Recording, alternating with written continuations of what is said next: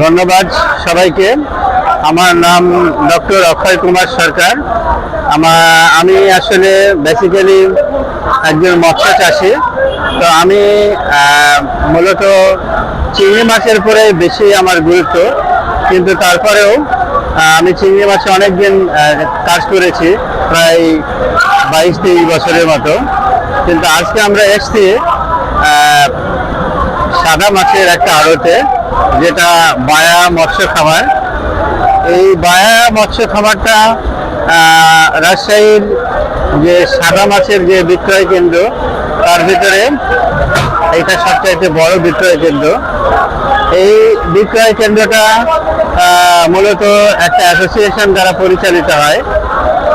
তবে এখানে বিভিন্ন বায়ার আছে যারা এখান থেকে মাছ কিনে নিয়ে যায়। তো এই বাজারে আপনি দেখতে পাচ্ছেন এখানে যে সমস্ত ট্রাক দাঁড়িয়ে আছে। খামার থেকে আমরা যারা বিভিন্ন পুকুর আছে, খামার মালিকরা বা পুকুর মালিকরা এখানে মাছ নিয়ে আসে। তারা মূলত লাইভ মাছ নিয়ে আসে, জীবন্ত মাছ নিয়ে আসে। অনেক সময় ছোট ছোট পিকআপে করে নিয়ে আসে, ছোট ভ্যান গাড়িতে নিয়ে আসে। সবগুলাই আপনার সিস্টেম করা যাতে পুকুরের তাজা মাছ এখানে নিয়ে আসতে পারে। এই মাছগুলা এখানে ওজন করা হচ্ছে, ওজন করে বিক্রি করা হচ্ছে, এবং বিক্রির পর এই সমস্ত মাছগুলা যে ট্রাকগুলো আছে, এই ট্রাকে এটা ঢাকায় যাবে। ঢাকায় মূলত নিউ মার্কেট, আবদুল্লাপুর এবং সব মার্কেটেই যাত্রাবাড়ি পর্যন্ত এই মাছগুলো যাবে। এবং এই মাছগুলো এখান থেকে আপনার যে ট্রাকগুলোতে যাবে, এই ট্রাকগুলা রাস্তার ভিতরে একবার হয়তো পানি বদল করবে, বদল করার পরে একবারে সরাসরি ঢাকায় চলে যাবে। ইভেন শুধু ঢাকায় না, এই মাছগুলা এখান থেকে আপনার দেশের অন্যান্য জায়গায়, যেমন কিছু প্রজাতির মাছ আছে, যেমন কমন কাপ বা মিরর কাপ আমরা যেটা বলি, বা মৃগেল মাছ, এই মাছগুলো এখান থেকে সরাসরি সিলেট পর্যন্ত যায়।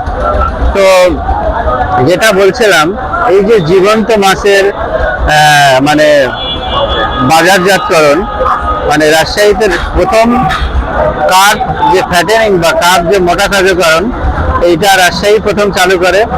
এবং এই যে জীবন্ত মাছের যে বাজারজাত করা, এইটাও রাজশাহীতে প্রথম চালু হয়।